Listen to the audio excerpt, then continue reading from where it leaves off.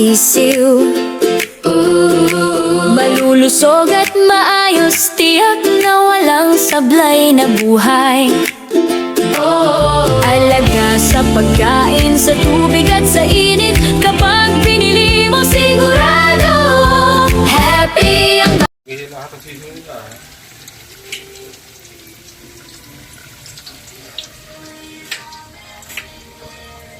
Hindi lahat ang sisiw nila. Puno lagi pa rin nila. So yan guys, nagigisa muna ako ng bawang sibuyas para sa ginagawa kong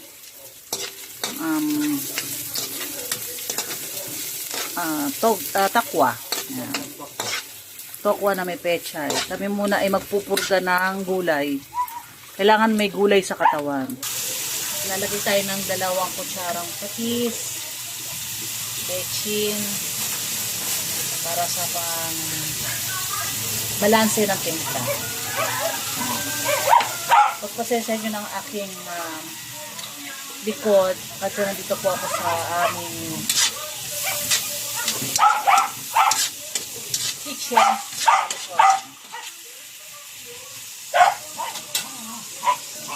Sunod natin tong oyster sauce.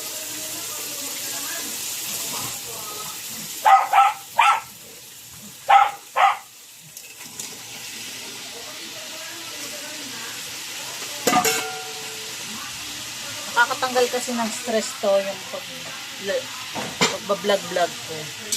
Yan. Kaya sa mga ayaw manood ng vlog ko, bahala kayo sa buhay mo.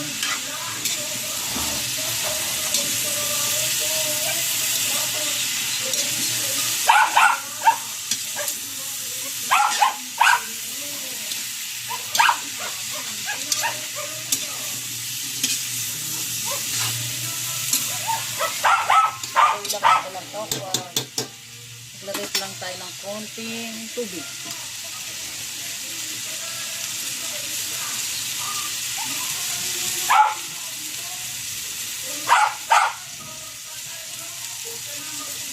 Ayan na ako maliligo.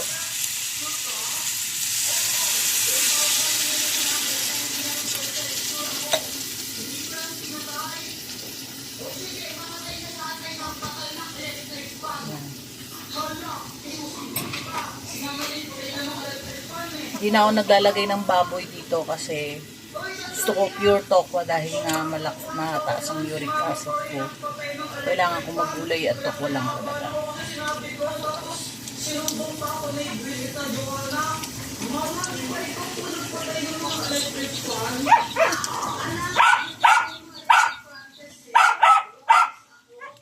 Susunod kukuha na ako ng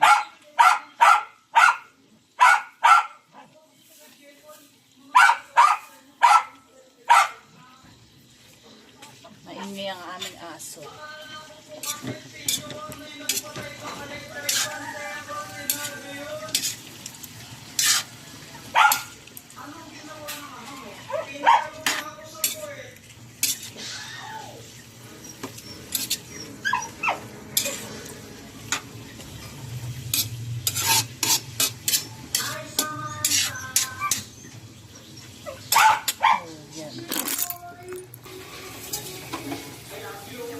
Pakuluan lang po natin ng ilang minuto para lagyan ng pechay.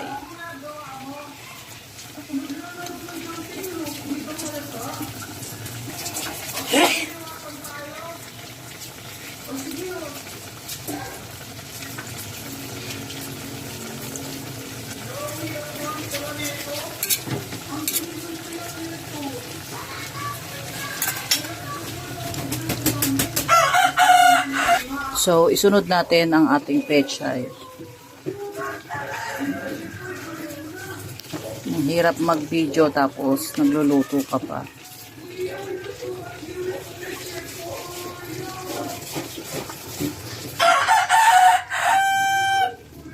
Yan. Palambutin lang po natin o painitin lang natin ang ating pechay with tokwa.